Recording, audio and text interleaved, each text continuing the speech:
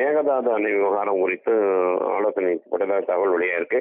ஏன்னா அதிகாரப்பூர்வமாக அவர் என்ன பேசுகிறார் என்று தெரியவில்லை. இருந்தாலும் கூட அதே போல இந்த சிங்கப்பெண் சிறப்பு படையுடைய ஐஜி அவர்களும் முதல்வர் சந்திப்பதற்காக காத்திருப்பதாக தகவல் வெளியாக இருக்குது.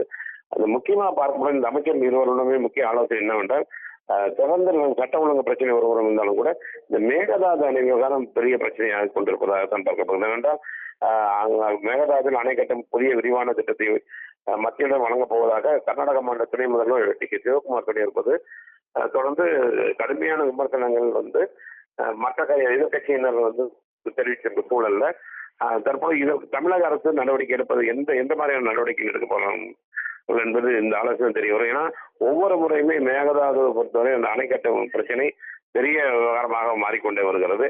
வறட்சியான நேரங்கள்ல இன்னும் சில நாட்கள்ல மேட்டூர் அணையிலும் தண்ணீர் திறக்கக்கூடிய சூழல்ல இதுபோல இந்த பிரச்சனை வரும்பொழுது என்றால் வரக்கூடிய மேகதாது அணை கட்டப்பட்டால் வரக்கூடிய முற்றிலுமாகவே தமிழகத்துக்கு வரக்கூடிய நீராதாரமும் பாதிக்கப்படும். அதற்காகத்தான் தொடர்ந்து ஒவ்வொரு முறையுமே எதிர்ப்பு தெரிவித்து தமிழக அரசின் சார்பாக எதிர்ப்பு தெரிவித்து வருகிறார்கள். இந்த சூழல்ல நேற்று அவர்கள் பூமி பூஜை செய்யப்படும் என்று அவர்கள் சொன்ன சூழல்னா தற்பொழுது முக்கியமாக இந்த ஆலோசனை பார்க்கப்படுகிறது. ஏனென்றால்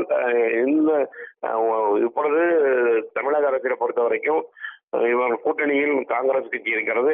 இந்த அழுத்தம் ஏற்கனவே திமுக கட்சியை சேர்ந்த அவர்கள் ஏற்கனவே கே.என். நேரு அவர்களும் ஒரு அறிக்கை வெளியிட்டிருக்கார். இந்த மாதிரி நடவடிக்கை உடனடியாக அவர் சிவகுமார் அவர்களுடைய கண்டிப்பதாக சொல்லியிருந்தாங்க. அதே போல பிரேமலாதா அவர்களுமே கண்டிப்பதாக சொல்லியிருந்தாங்க.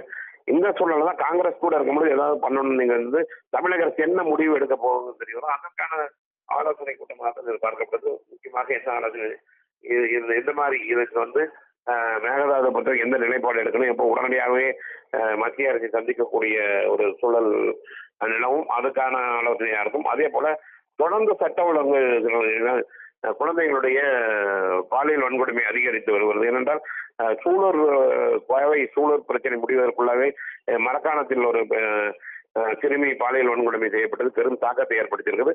அதே போல இந்த மதுரையிலும் கூட ஒரு சிறுவன் கொலை விவகாரமும் பெரிதாக பார்க்கப்படுகிறது.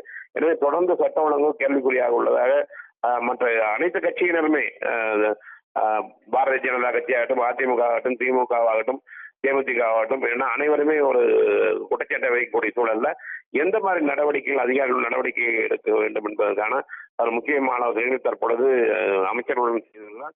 இதைத் தொடர்ந்து காவல்துறை அதிகாரிகளை அழைத்து சட்ட ஒழுங்கு பிரச்சனை குறித்தும் ஆலோசிக்கப்படும் என தகவல் வெளியாயிருக்கு.